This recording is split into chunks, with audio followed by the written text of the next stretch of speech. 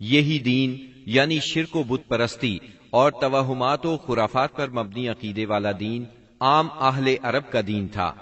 اس کے علاوہ جزیرۃ العرب کے مختلف اطراف میں یہودیت، مسیحیت، مجوسیت اور سابعیت نے بھی قدم جما لیے تھے۔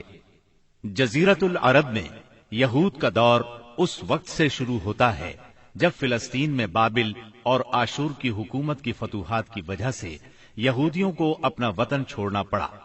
اس حکومت کی سخت گیری اور بخت نصر کے ہاتھوں یہودی بستیوں کی تباہی اور ویرانی، ان کے ہیکل کی بربادی اور ان کی اکثریت کی ملک بابل سے جلا وطنی کا نتیجہ یہ ہوا کہ یہود کی ایک جماعت فلسطین چھوڑ کر حجاز کے شمالی اطراف میں آ بسی اور یثرب، خیبر اور تیماء میں آباد ہو کر یہاں اپنی باقاعدہ بستیاں بسا لی، قلعے تعمیر کر لیے اور گڑھیاں بنا لی۔ وطن چھوڑ کر آنے والے ان یہود کے ذریعے عرب باشندوں میں کسی قدر یہودی مذہب کا بھی رواج ہوا اور اسلام کے ظہور سے پہلے اس کو بھی ایک اچھی بھلی حیثیت حاصل ہو گئی۔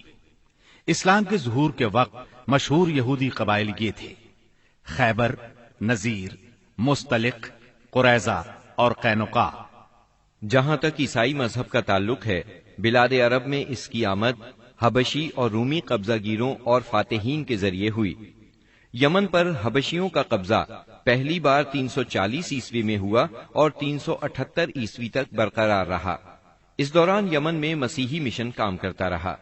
قریباً اسی زمانے میں ایک متقی اور پرہیزگار شخص فیمیون نجران پہنچا اور وہاں کے باشندوں میں عیسائی مذہب کی تبلیغ کی۔ نجران کے لوگوں کو اس کے دین میں کچھ ایسی سچی علامات نظر آئیں کہ وہ عیسائی ہو گئے۔ جہاں تک مجوسی مذہب کا تعلق ہے تو اسے زیادہ تر اہل فارس کے ہمسایہ عربوں میں فروغ حاصل ہوا، مثلا عراق، عرب، بحرین، ہجر اور خلیج عربی کے ساحلی علاقے۔ ان کے علاوہ یمن پر فارسی قبضے کے دوران میں وہاں بھی اکا دکا افراد نے مجوسیت قبول کی۔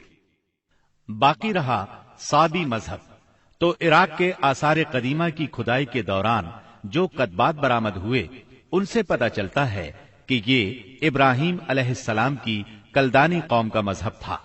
دور قدیم میں شام و یمن کے بہت سے باشندے بھی اسی مذہب کے پیروکار تھے۔